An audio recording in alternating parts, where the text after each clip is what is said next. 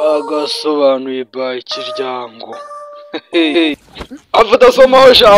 avudasoma nakwica avese ibeshe kora gashye udasoma sha udasoma nagukubita nkakwica ndagukubita uraje gusoma ariko ndagukubita nago naguha ave ntaguha akira soma gake ndagukubita niburi mushaka gusoma naguga ko nibukwereka umusore ni ndwaje umusore ni hatari umusore ni hatari amukubita ikintu cyo muntu nakabindi kari mu ntoki kandi ntabwo kameneka yanze kumusomya nicyo kintu bari gupfa uyu mugabo ntago yoroshye nta mikino umugabo arahaguruka dore umujinya wo kukwima dore umujinya wo kukwima kukayoga arabanza arikaraga yewe yavana izi nkoko dore izi gitambara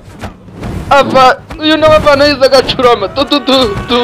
ni kuri ho biceza arabanza arazimwereka arazicanga ngaha ni hatari ziraza bita izi nkoko zivanze n'iz'urukwavu undi nawe avanga iz'agacurama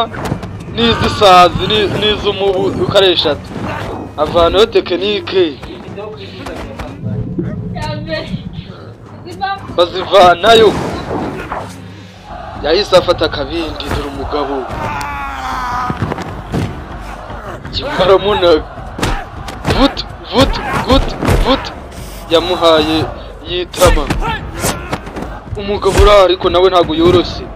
afite agatuza wayo n'agatorero k'inkoko amufata hasi aramuceka umugabo baramukubita wagira ngo ni agapira bari gukina ikigabo kiri aha ni igisore cyubatse baba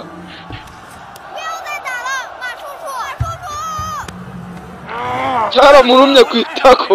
ava ibyo gurumana ntabwo birimo wamushenzi we urarumana gurumana muri uze ibyo ngibyo bibamo kare dore ikirahure ngo barakimena ikigabo bakirambitse hasi akagabo hano baragafashe kuno barakaniga